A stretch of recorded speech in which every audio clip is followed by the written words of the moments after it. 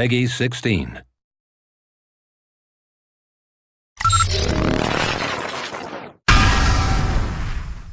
So for me, Ghost Recon Online is really about trying to capture what it feels like to be a Special Forces guy.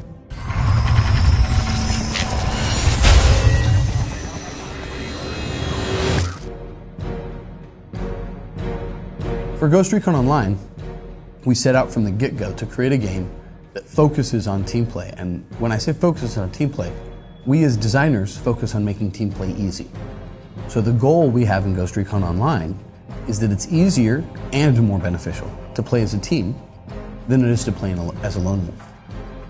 And I think what we've achieved in Ghost Recon Online that is a bit different from everyone else is this whole idea of accessible team play. It's the feeling of playing in a team, the feeling you have from when you're coordinated with your teammates and you achieve something, but without actually having to go through the paces of quitting your job or skipping school, to be practicing with clanmates 24 hours a day, be coordinating and drawing maps on the board of how are you going to approach the map. How do you, the question we ask ourselves is how do we bring that feeling from people who played in really hardcore clans and make that accessible to anyone, whether they're jumping in for an hour or whether they're jumping in for the whole day. Each character class has two different abilities that they can switch between during the game. Each of these abilities has key strategic and tactical differences in how they can be applied. Some are more offensive, some are more defensive. By using these abilities, players can affect the outcome of the match at critical moments and help their teammates. Oftentimes, for example, the Assault character, one of his abilities is the Blitz Shield. He pulls this shield out, he runs, his exoskeleton powers up, and he runs very quickly with a great deal of force through enemy combatants, knocking them to the ground and temporarily disabling them. We've already seen in our closed beta that other players will fall in line behind that blitzing player and clean up the bowling pins he's knocked down. Now this is just one example, but it's how we try to craft our abilities and our key gameplay elements to encourage and make it easy for people to work together. And we've always had this idea in our head that we wanted to bring Ghost Recon back to its roots, which were originally on the PC platform, where even today, there's fan sites and forums of people who are still playing the original game. And with a free-to-play game, we really like the idea of being able to break down that barrier, where if I'm enjoying myself, an hour later, one of my friends can come join me with the same kind of easy entry flow that I had. And that makes free-to-play games very social by nature, and really removes a lot of the stress of where do I spend my hard-earned money, where do I break open the piggy bank.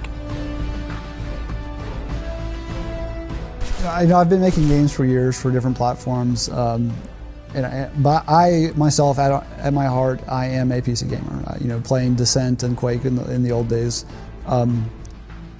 For me, there's not a whole lot of things that need to be different between a console and a PC, but by approaching the development from a PC side, I really focus on responsiveness in the controls. So while a lot of people think of third-person shooters as clunky, but they look good, they sell this thing, we actually have a really good-looking third-person shooter that that is really fluid and responsive to your motion. So it actually plays a lot like a first-person shooter. Any PC gamer out there would tell you, the map is what makes that experience, right? And for me, as a game designer and also as a level designer, it is half of my gameplay. So we're not trying to create 10 different game modes for one map. Right now we're focused on one map, one game mode, one flow that really is good and supports that. And I think that's a pretty big differentiator for us from lots of other games out there. They'll tout 22 different game modes and they'll have 6 maps and you play, and none of them necessarily play well. So by us focusing on our map design with one game mode, it actually allows us to achieve the best possible flow and kind of team play that we can with that map design.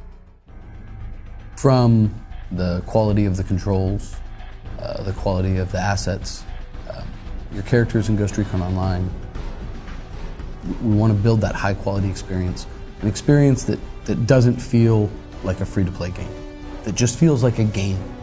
Because right now, in this day and age, that's what matters. The access to a game that's fun, that you enjoy.